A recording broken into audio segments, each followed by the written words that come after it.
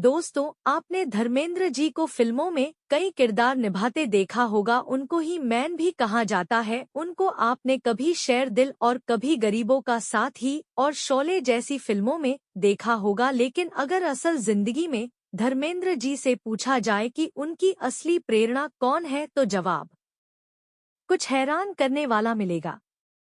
जानेंगे।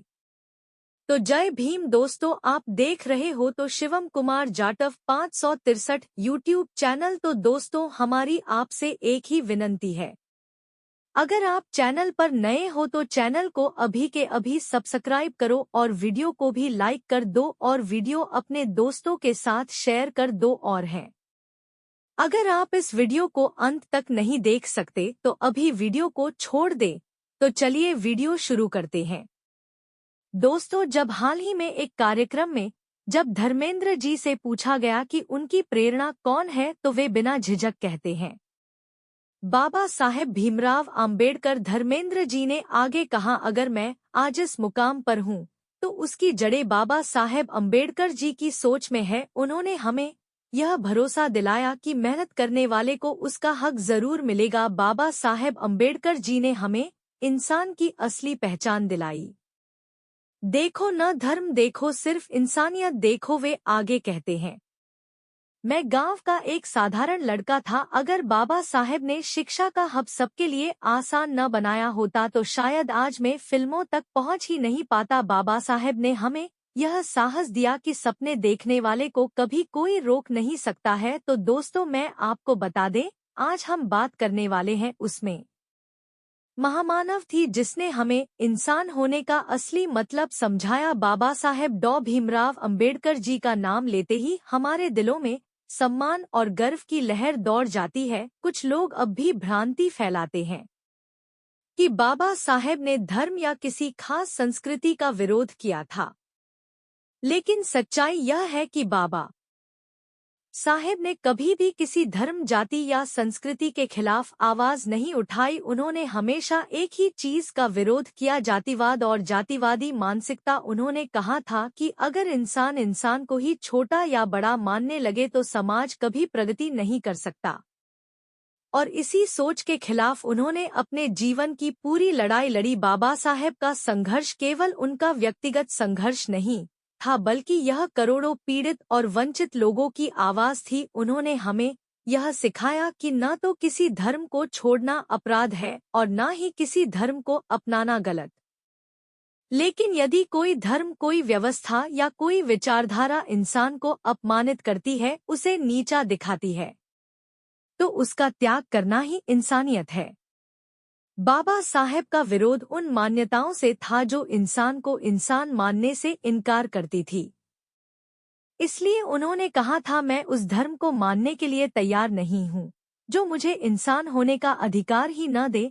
दोस्तों, अगर हम इतिहास में झांक कर देखें तो हमें साफ दिखाई देगा कि बाबा साहेब का जीवन कठिनाइयों से भरा था। बचपन से ही उन्हें भेदभाव झेलना पड़ा। स्कूल में वे प्यासे बैठते क्योंकि उन्हें पानी छोड़ने तक की अनुमति नहीं थी।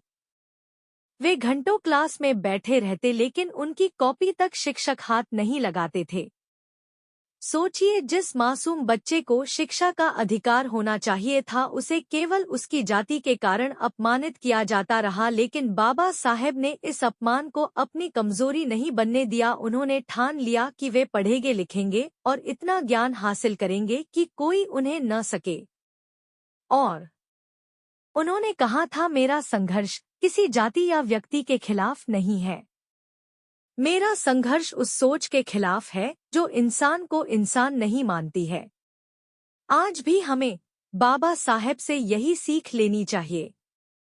समाज में लोग एक दूसरे से नफरत करने में ऊर्जा बर्बाद करते हैं, लेकिन बाबा साहेब हमें बताते हैं कि असली रास्ता है ज्ञान, समानता और भाईचारा। उन्होंने कहा था कि अगर कोई हमें रोकना चाहे तो हमें रोकना नहीं है बल्कि और आगे बढ़ना है। और सच कहें तो बाबा साहेब ने हमें यह साहस दिया कि सपने देखने वाले को कभी कोई रोक नहीं सकता। तो बाबा साहेब का जीवन अपने आप में एक क्रांति था। उन्होंने यह दिखाया कि मेहनत और हिम्मत से बड़ी कोई ताकत नहीं है। एक गरीब अछूत परिवार से निकलकर वे भारत के संविधान निर्माता बने। उन्होंने वह संविधान बनाया जिसमें हर इंसान को बराबरी का हक मिला।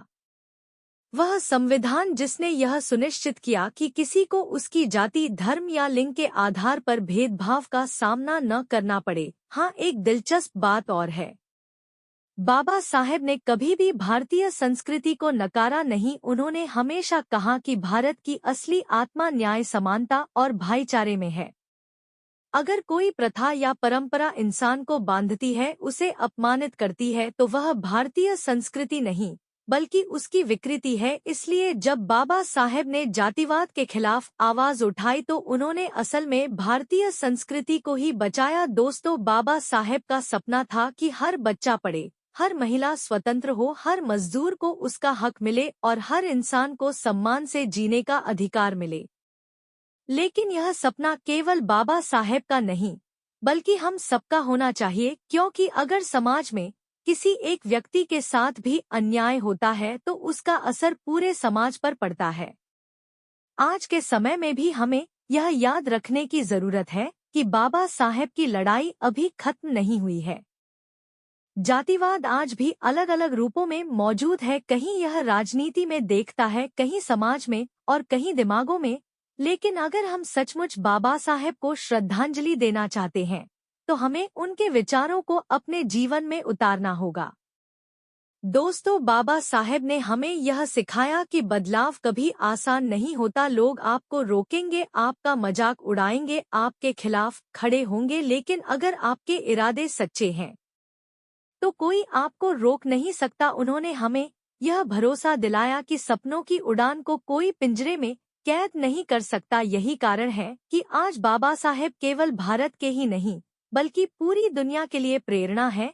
विदेशों में उनकी प्रतिमाएं लगाई गई, उनके विचारों पर शोध किया गया और उन्हें एक वैश्विक विचारक के रूप में माना गया। तो दोस्तों, हमें यह समझना होगा कि बाबा साहेब आम्बेडकर केवल एक व्यक्ति नहीं थे, वे एक युग थे। उनका जीवन यह साबित करता है कि इंसानियत, समानता और न्याय से बड़ा कोई धर्म नहीं है। अगर हम सच में बाबा साहेब को मानते हैं तो हमें जात पात से ऊपर उठना होगा। हमें अपने बच्चों को शिक्षा का महत्व समझाना होगा। हमें यह याद रखना होगा कि जो सपने बाबा साहेब ने देखे थे वे तभी पूरे होंगे जब हम सब मिलकर एक नया समाज बनाएंगे जहां हर इंसान बराबर होगा और हर सपने को उड़ान मिलेगी। तो दोस्तों, आपके इस विषय पर क्या विचार है, हमें कमेंट करके। और अगर वीडियो पसंद आया हो तो वीडियो को लाइक करके चैनल को सब्सक्राइब जरूर करें और बेल आइकॉन प्रेस करें। मिलते हैं किसी और वीडियो में। जय भीम, जय भारत, धन्यवाद।